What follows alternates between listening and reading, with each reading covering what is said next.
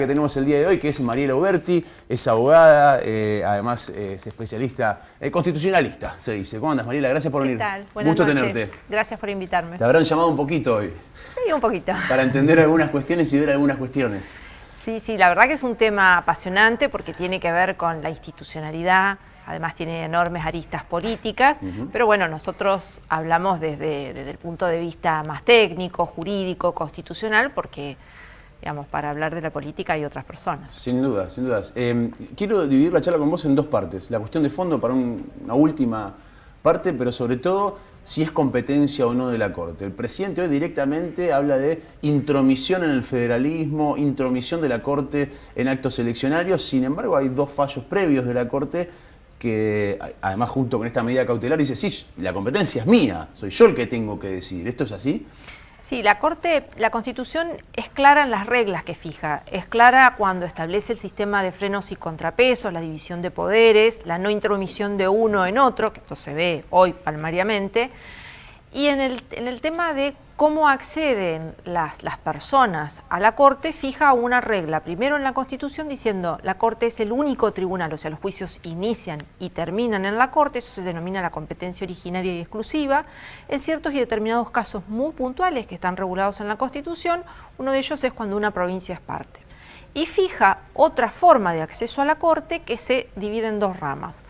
Es por apelación, es decir, hay que agotar otras instancias previas. Una es dentro del marco de la justicia federal, nosotros vivimos en un país federal que tiene un doble orden judicial, y otro es en el marco de los juicios que tramitan en las provincias, llegan a una sentencia definitiva de una Corte Suprema de Provincia o Superior Tribunal de Provincia o de Cava, y llega a la Corte por vía de apelación. En estos dos casos van directamente a la Corte como competencia originaria. Uno se inicia con una acción que se llama acción declarativa de certeza, que está prevista en el Código Procesal Civil y Comercial de la Nación, y la Corte adecúa el procedimiento al amparo.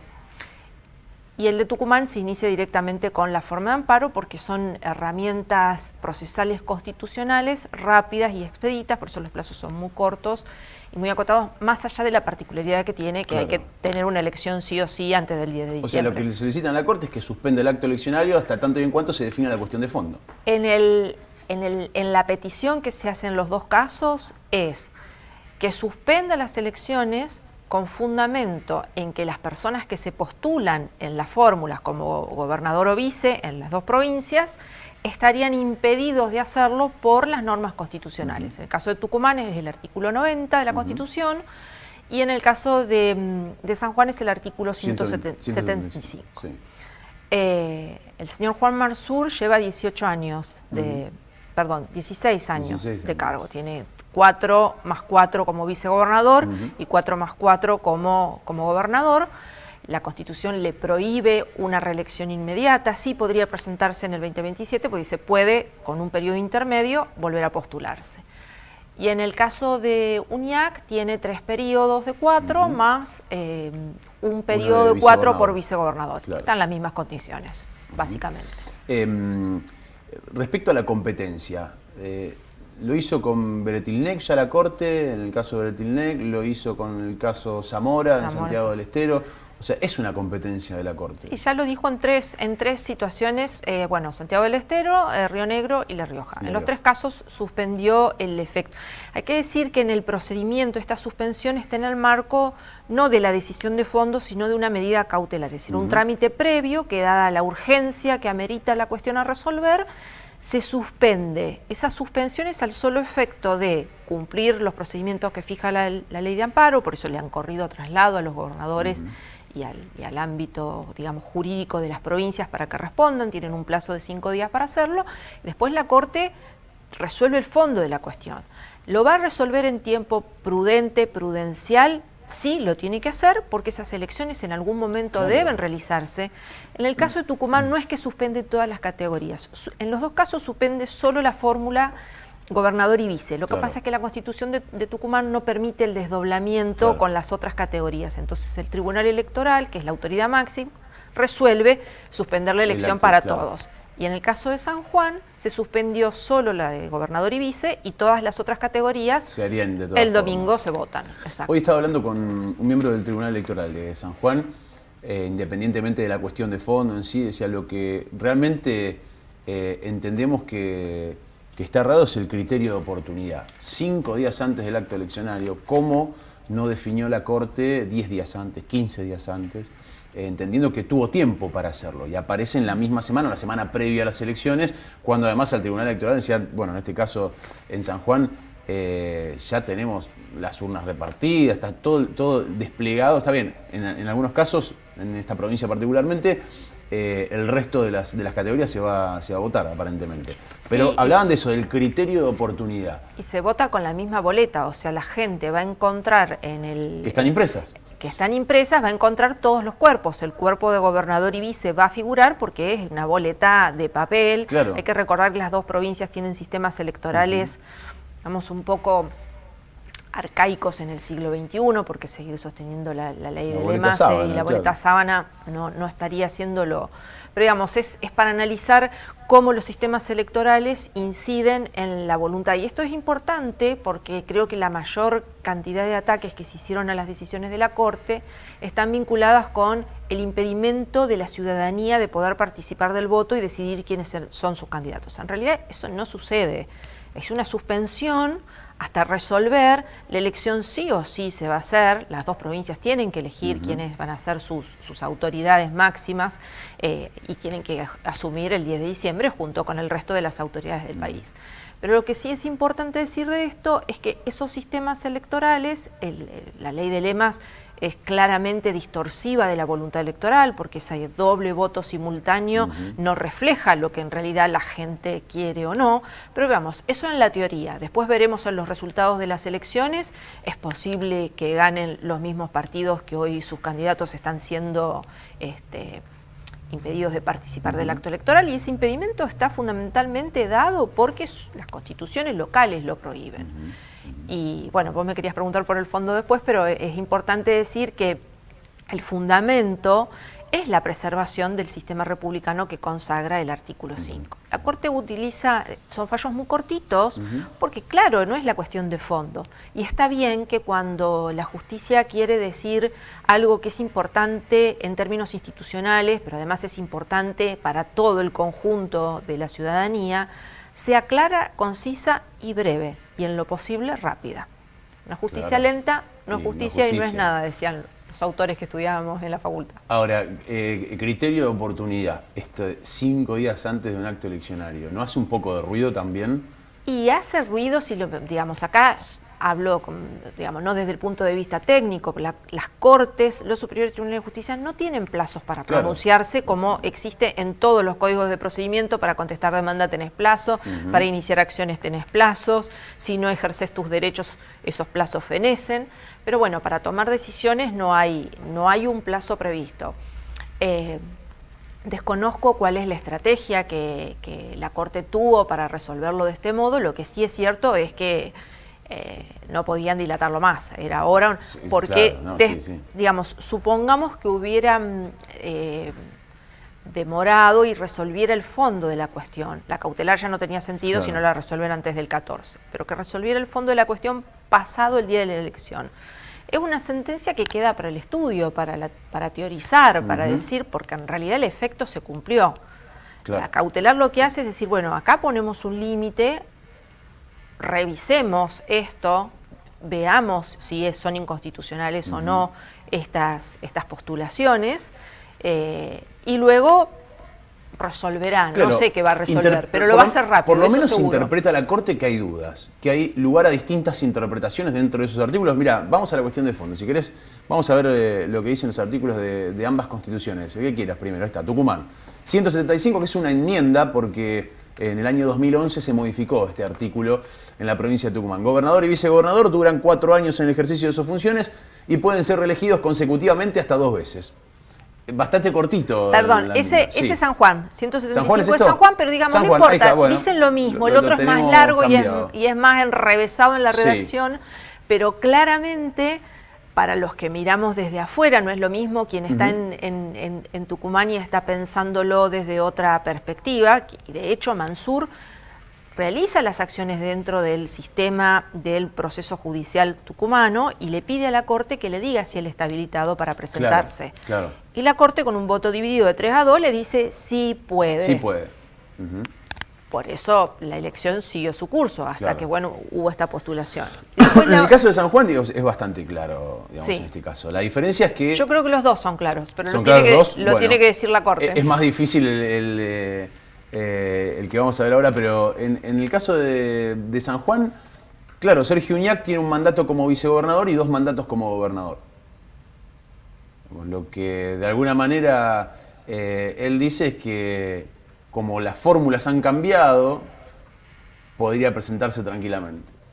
Sí, es extraño, digamos, la interpretación en ese caso. Es una interpretación extraña y, por supuesto, como el derecho no es una ciencia exacta y el derecho es política y las decisiones de los tribunales son políticas. No la política partidaria que va por otros carriles, pero siempre el derecho da una posición en términos de política institucional. El tema en estos casos es que lo que se está tratando de preservar es cuáles son los principios en una república. Nosotros tenemos un sistema republicano y democrático en cuanto a la forma de gobierno y un sistema federal en cuanto a la organización del Estado, de la forma de Estado. Entre los principios democráticos, el proceso electoral y la periodicidad de las elecciones son uno de los pilares fundamentales. Acá está garantizado porque tenemos elecciones cada 4 años. Claro. Eso no habría problema. El otro aspecto importante que tiene el sistema democrático es la alternancia, y ese es el principio que aquí se ve vulnerado. Alternancia significa que quienes están hoy en la oposición tienen la posibilidad, en el proceso de la elección, de poder ser candidatos. Y esa posibilidad de cambios de sujetos es lo que garantiza la oxigenación del sistema democrático. Sin dudas. Ahora, en la provincia de Santa Fe tenemos sobrados ejemplos, tanto de un lado como del otro, entendiendo que el gobernador no puede ser reelecto en su mandato, pero tenemos senadores que hace más de 30 años que son senadores, y los presidentes comunales e intendentes pueden ser reelectos indefinidamente, ¿no? Yo desde que estoy en esta asignatura siempre he pensado que tiene que haber límites a las reelecciones indefinidas.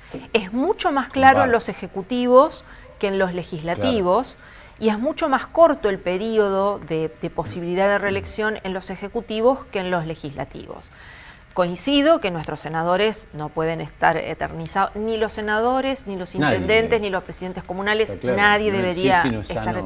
Pero además tenemos otro antecedente. No sé, bueno, probablemente no porque sos muy joven, pero hubo una postulación en la década del 90, cuando era gobernador Carlos Alberto Reutemann. El Partido Justicialista llega a la Corte con un planteo también de inconstitucionalidad de este artículo de la Constitución de Santa Fe que impide la reelección del gobernador. La Corte le dijo que no. Y en el mundo está, por lo menos en el mundo occidental, están claros estos procesos. Tenemos muchos casos parecidos a estos de las 2 provincias, muchos casos en donde hay esposas, esposos, hermanos, o sea, la familia. Bueno, Zamora le encontró esa beta a la situación, claro, ¿no? Termina su mujer siendo la gobernadora. Existe, no es que no hay ejemplos, no somos originales en eso, pero sí hay disposiciones como, por ejemplo, la opinión consultiva número 28 del 2011 de la Corte Interamericana de Justicia, la Comisión Interamericana. Colombia le hace el planteo sobre la reelección presidencial. Y la Corte, en esa opinión consultiva, que es eso, es un dictamen que aconseja a los estados que forman parte de esta Carta Americana tener en cuenta, dice que la reelección no es un derecho humano ni absoluto, ni está garantizado, ni está consagrado en las constituciones como una norma válida. Y que justamente lo que hay que preservar es esa posibilidad de cambios, esa posibilidad de alternancia, ese es el nombre técnico que tiene, el cambio de distintos signos o alianzas políticas, porque eso hace al sistema democrático. Las personas que se eternizan o perpetúan en el poder tienden a perder la objetividad y a concentrar el poder cada vez más. Y eso es lo que en un sistema republicano no puede pasar. Nosotros tenemos un país con enorme cantidad de riquezas, pero también con problemas muy serios y muy graves que acucian a toda la ciudadanía de todas partes. Desde el norte hasta el sur, todos estamos afectados por la misma situación. Entonces, que el valor que tienen las decisiones de la Corte es que justamente en ese esquema que los convencionales de 1853 pensaron, porque esto no es 94, es 1853, hace 170 años pensaron, tiene que haber una división de funciones, tiene que haber un equilibrio y un control cruzado entre las funciones esenciales del Estado, y le asigna al Poder Judicial el control de constitucionalidad de las normas. Y la Corte, en esa estructura del Poder Judicial, este doble que yo te decía, tanto el de las provincias como el del Estado Nacional, es el último intérprete de las normas constitucionales. O sea que es la autoridad indicada para decir si estos artículos van a ser declarados inconstitucionales o no. Eso está clarísimo, digamos, no hay ninguna duda. Instancia de discusión de la situación. No, es un sistema que está consolidado no solo en las normas constitucionales, sino en la interpretación que hace la doctrina y toda la secuencia de fallos que la Corte dictó desde hace un poquito menos de 170, porque la Corte inicia en 1862 su tarea, siempre fue en ese sentido. El primer caso donde declara la inconstitucionalidad de la norma es en 1883 en el caso Sojo. Muy parecido, bueno, para los que han estudiado Derecho, hay un leading case que es Marbury versus Madison en la Corte norteamericana, que es el primer momento en donde la Corte dice: esto no está escrito así en la Constitución, pero yo tengo que velar por la constitucionalidad de las normas, por ver que no haya normas de inferior jerarquía que contradigan lo que dice la norma máxima. Y eso es el control de constitucionalidad. ¿Qué tiempo se puede tomar la Corte para fallar sobre la cuestión de fondo? Bueno, en este caso tiene que ser un tiempo relativamente corto, porque pensemos que ambas provincias tienen que arrancar de cero con el proceso electoral. El proceso electoral tiene plazos que varían las provincias y en el orden federal, pero bueno, como estabas diciendo en la introducción, vence en estos próximos días la presentación de listas. Esas listas después tienen un plazo para que el resto de los partidos políticos las controlen y las impugnen. Después que la autoridad de control, que es el Tribunal Electoral, le da firmeza, se hace la publicidad la impresión de las boletas, la publicidad. Arranca la campaña. Y arranca la campaña, y bueno, en Tucumán no tiene paso, con lo cual ahorraría un poquito el término, pero yo creo que esa sentencia va a salir relativamente pronto. Rápido, claro. Sí, claro. Sí. Mariela, gracias por venir. Gustazo tenerte. Muy amable, muchas gracias. Muchas gracias.